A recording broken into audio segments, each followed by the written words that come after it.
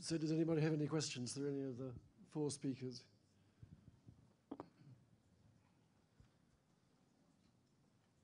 Apparently not. Well, I wanted to, I thought in Olivier Bailloux's presentation, the thing that interested me the most was the idea that it's rather absurd to think about customers as being either online or offline customers, because actually nobody is one or the other. Well, very few people are one or the other these days. I don't know if you want to develop that a bit. I'm not sure I can develop the subject, but what is obvious is that presently you can't consider you have online customer on one side and offline customer on the other side. Every customers are online and offline, so we have to catch them in the customer journey with all the digital means we have. Because even if the amount of betting on mobile phones is small, perhaps the people who bet on their mobile phones want to look at the information on their mobile phone before going into the shop and placing a bet. It means that. To turn to Paddy Power and PMU, one thing that struck me very clearly is the difference between the two. And obviously, I'm aware that they operate in very different markets.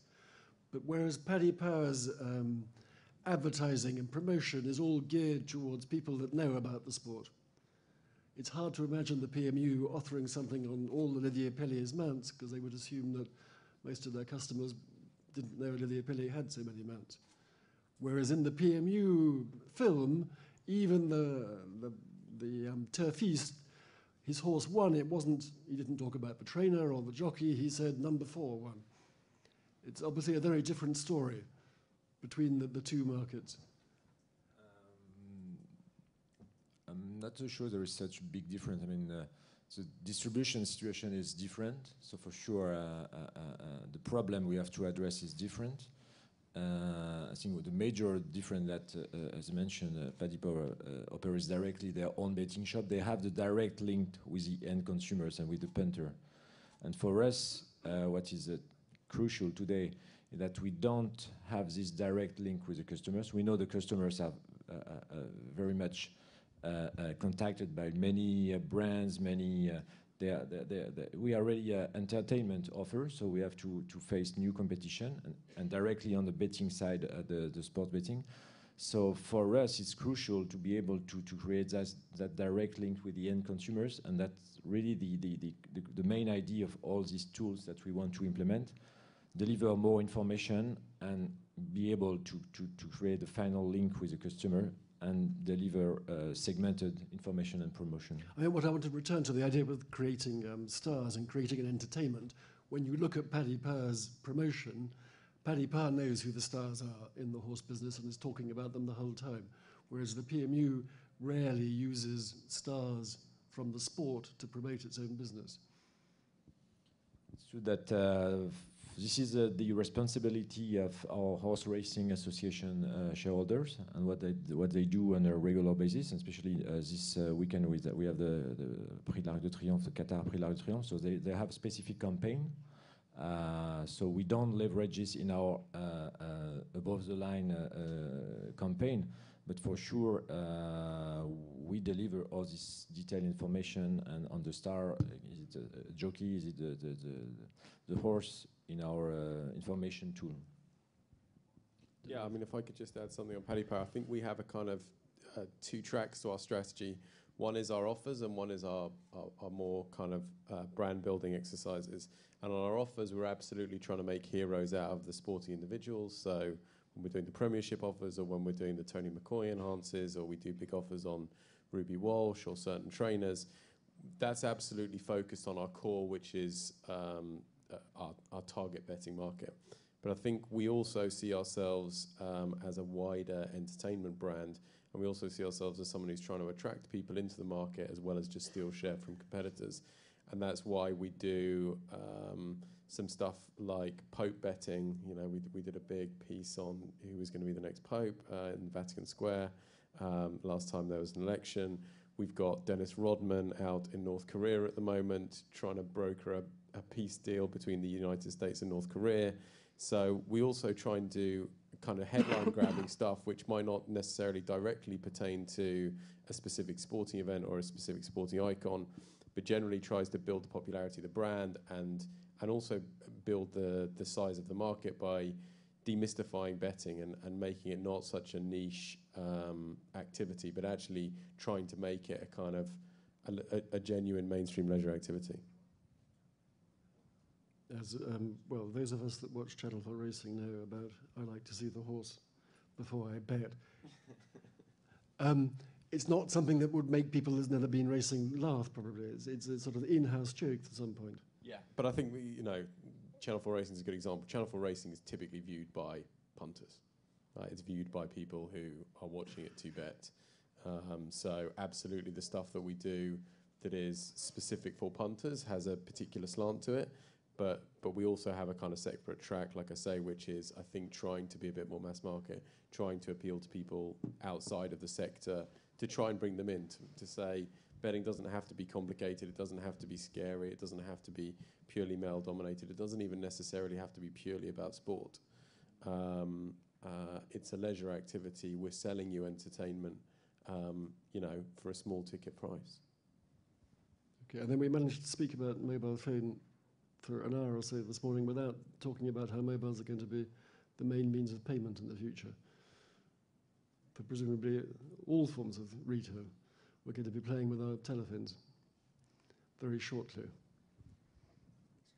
You were saying that we were discussing mobile telephones this morning and nobody even brought up the fact that mobile telephones are going to be replacing cash within a certain time frame. I don't know, what do you consider the time frame to be? In Finland, they are waiting that it will happen in the next 2 years. So maybe the 2014 is too early, but 2015. And what is the key issue is that you are carrying your mobile phone all the time.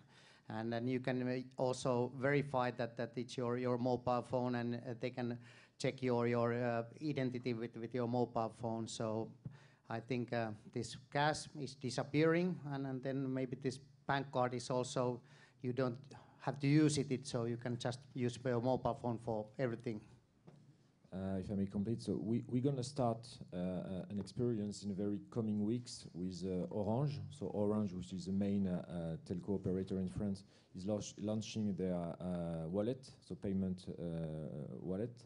So we're going to be part of the pilot. So it means that in a certain area of France, the punter will be able to pay their bet using their Orange wallet, directly presenting their mobile phone. So the key issue for me is because on this way, I mean, paying with the telephone is so it's good experience, it's a good progress, but the customer journey and the customer experience will be fully achieved when we will be able to pay the winning on the mobile phone, and this is much more complex. So I think the full service, I would say, will be probably in the 2 years from now. You're right. But so initially you pay with your telephone, but if you win, you get cash. So you will the journey will, you pay with your telephone, but you still have a paper receipt, and then if you have one, you have to present the receipt as if you have paid with cash. So I have a question. Questions arriving the whole time. One for Dan Thomson from the B panel of Tabcorp. What percentage of sports and race betting is done through self-service compared with over-the-counter in your shops? Well, I mean, that's actually competitively sensitive information that we don't share with the market. So I can't give you those numbers, unfortunately. But suffice to say, it's been a very popular product since we've launched it, and it continues to grow quickly.